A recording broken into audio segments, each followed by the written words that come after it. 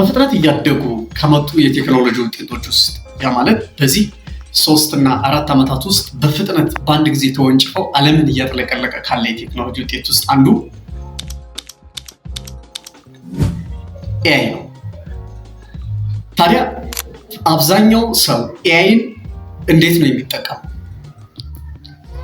ዛሬ በዚህ ቪዲዮ እስከ መጨረሻው ድረስ አብራችሁ ከቆያችሁ ኤአይን የምትጠቀሙበትን በጣም ጸዴ የሆነውን የአጠያየቅ ኦር ፕሮምፕት ኢንጂነሪንግ አይነቶችን በዝርዝር የምናይ ይሆናል።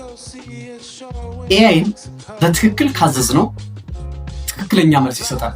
ስለዚህ እንደ ጥያቄያችን ነው ማለት ነው የሚወሰነው። ለአንዱ በቂ መልስ ይሰጠዋል፣ ለአንዱ የሚፈለገውን መልስ ይሰጣል፣ ለአንዱ የማይፈለገውን መልስ የሚሰጥበት ምክንያት የኛ የአጠያየቅ ድክመት ነው።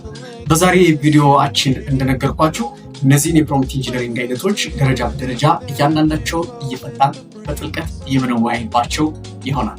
ቪዲዮውን ላይክ፣ ሼር እንዲሁም ቻናሉን ደግሞ ሰብስክራይብ በማድረግ ጀምሮ እንቀጥል። የመጀመሪያው የፕሮምፕት ኢንጂነሪንግ አይነት ኦር ዘ ፈርስት ፕሮምፕት ኢንጂነሪንግ ታይፕ ኤአይን ለመጠየቅ የምንጠቀምበት አንደኛው ፊውሻት ፕሮምፕቲንግ የምንለው ነው። ይህ የፕሮምፕቲንግ አይነት በጣም ቀላል የፕሮምፕቲንግ አይነት ነው። አብዛኛው የምትጠቀሙበት የፕሮምፕቲንግ አይነት ነው። አብዛኛው ሰው ይጠቀምበታል። ታዲያ የፕሮምፕቲንግ አይነት ለሁሉም አይሆንም። ግን መቼ ነው ልንጠቀምበት የምንችለው ይሄንን ፕሮምፕቲንግ ከተባለ የመጀመሪያ የምንጠቀመው የቋንቋ ትርጉሞችን ስንፈልግ ልንጠቀመው እንችላለን።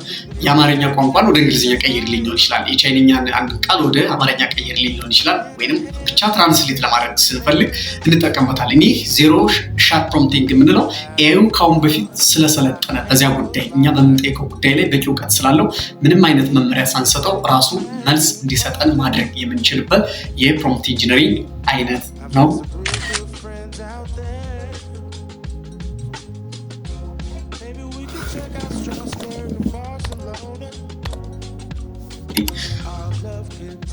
ወደ ሁለተኛው የፕሮምፕት ኢንጂነሪንግ አይነት ደግሞ ስንመጣ ፊውሻት ፕሮምፕቲንግ ይባላል። ፊውሻት ፕሮምፕቲንግ ኤአዩን ሃሉሲኔሽኑን ለመቀነስ የምንከተለው የአጠያየቅ ዘዴ ነው። በዚህ ጊዜ ኤአይ የተለያዩ ጥያቄዎችን ነው የምንጠይቀው። የምንጠይቅበት ጥያቄ ግን ተገቢ መልስ እንዲሰጠን አስቀድመን ፓተርን እንሰጠዋለን። ወይንም ኤአዩ አስቀድመን በሰጠነው ትዕዛዝ መሰረት ራሱ መልሱን ትክክለኛውን መልስ እንዲገምትልን የምናደርግበት የፕሮምፕት ኢንጂነሪንግ አይነት ነው።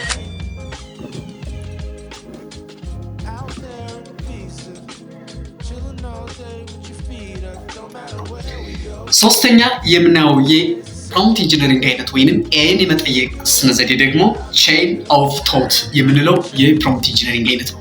ቼን ማለት ደረጃ በደረጃ፣ ቶት ማለት ማሰብ፣ ደረጃ በደረጃ እንዲያስብ አድርገን ስንጠይቀው ነው። ብዙ ጊዜ ይህንን የፕሮምፕት ኢንጂነሪንግ አይነት ወይንም ይህንን የፕሮምፕት አይነት የምንጠቀመው ኤአይን ደረጃ በደረጃ ውስብስብ የሆኑ ኮምፕሌክስ የሆኑ የማቴማቲክስ የሎጂክ ጥያቄዎችን እንዲፈታልን ማድረግ ስንፈልግ ነው። በዚህ ጊዜ የምንጠይቀው ደረጃ በደረጃ ፍታልን ስንለው ሃሉሲኔሽንን ያስወግድናል። ሃሉሲኔሽን ማለት ያው ኤአይ በራሱ ያሽቃብጣል። ምክንያቱም አላውቀውም አይልም፣ ዝም ብሎ ስለሚዘባርቅ ያኛውን ለማስቀረት ስንል ደረጃ በደረጃ እንዲፈታልን እናዘዋለን ማለት ነው ኤአይ።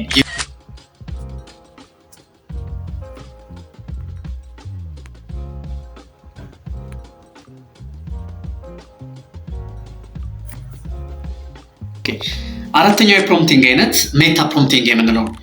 ይህ ሜታ ፕሮምፕቲንግ የምንለው ለብዙ እስካሁን ድረስ ስለ ፕሮምፕት እውቀት ከሌላችሁ ወይንም ኤአይን የመጠየቅ ጥበብ እውቀቱ ከሌላችሁ ኤአዩ ራሱ ትዕዛዝ እንዲያዘጋጅላችሁ፣ ጥያቄ እንዲያዘጋጅላችሁ የምታደርጉበት የአጠያየቅ ዘዴ ነው። ያ ማለት ፕሮምፕቱ የተለያዩ ጥያቄዎችን ራሱ እንዲያዘጋጅልን ማድረግ እንችላለን። ወይም እኛ የጻፍነውን የፕሮምፕት አይነት ራሱ ኤአይ እንዲጽፍልን ማድረግ እንችላለን ማለት ነው።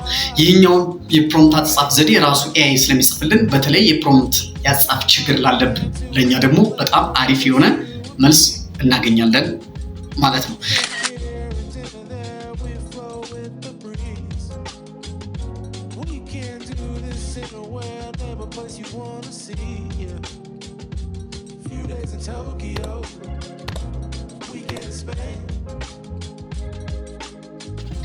ሮል ፕሮምፕቲንግ የምንለው አምስተኛ የፕሮምፕቲንግ አይነት ደግሞ የኛው ፕሮምፕቲንግ ኦር ፐርሰና የምንለው ኤአዩ ስለ አንድ ጉዳይ ስለ አንድ ሙያ ጉዳይ ባለሙያ አድርገን ኤአዩን ስንጠይቀው ለምሳሌ አንተ ልምድ ያለህ የሶፍትዌር ኢንጂነር ባለሙያ ብንለው ፐርሶና ወይንም ሮል ሰጠነው ማለት ነው።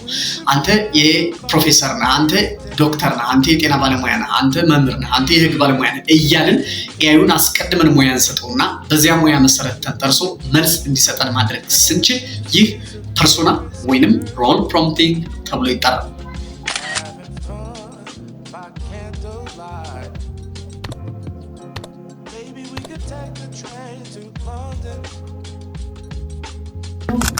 ስድስተኛው የፕሮምፕት አይነት ወይንም ስድስተኛው ኤአይን የመጠየቅ ጥበብ ደግሞ ሪያክት የምንለው ሪዝን ኤንድ አክት።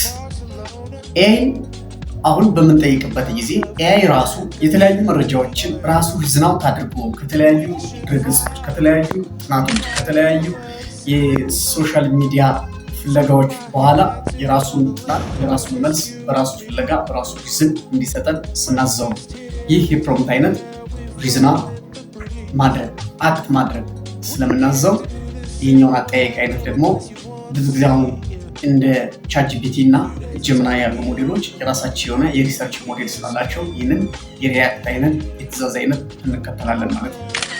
የዛሬው ቪዲዮ ይህንን ይመስላል። እስከ ቪዲዮ መጨረሻ ድረስ አብራችሁን ስለቆያችሁ እጅግ አመሰግናለሁ። ቻናሉ ሰብስክራይብ አድርጉ። ቪዲዮውን ደግሞ ከወደዳችሁ ላይክ፣ ሼር ማድረግ ለሌሎች ሰዎች እንዲደርሳቸው አድርጉ። አሌክስ ከነበርኩ እስከ ቀጣይ ቪዲዮ ድረስ ሰላም ሰንብቱ።